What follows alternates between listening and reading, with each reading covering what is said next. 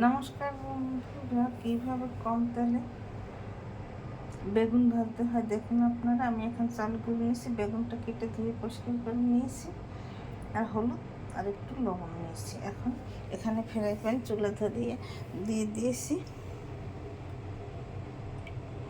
এখন পরিমাণ মতো তেল দেবেন, বেশি তেল লাগবে না, অল্প তেলেই ভাজা হয়ে যাবে। এখন বেগুনটা এইভাবে মেখে আমি ভাজা দিয়ে দেব। আমি মেখে ভাজা দিয়ে দিয়েছি ঢাকনা দিয়ে।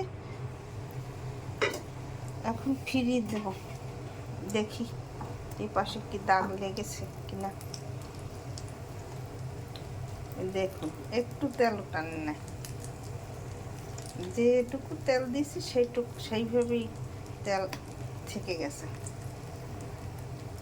এইভাবে বেগুন ভেজে খাবেন আপনারা।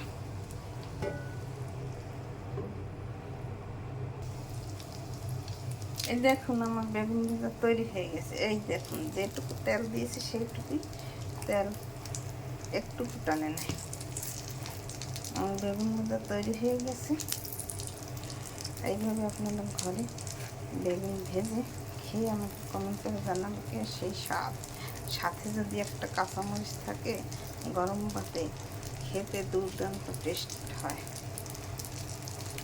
দেখুন আমার বেগুন ভাজা তৈরি হয়ে গেছে। আপনারা এরকম বেগুন ভেজে খেয়ে আমাকে কমেন্ট করে জানাবেন কী স্বাদ হয়েছে। আমার বেগুন ভাজা তৈরি হয়ে গেছে। আমার চ্যানেলটিকে সাবস্ক্রাইব করে লাইক কমেন্ট শেয়ার দিয়ে পাশে থাকবেন। আমার ভিডিও ভালো লাগলে লাইক কমেন্ট শেয়ার দিয়ে পাশে থাকুন। ধন্যবাদ।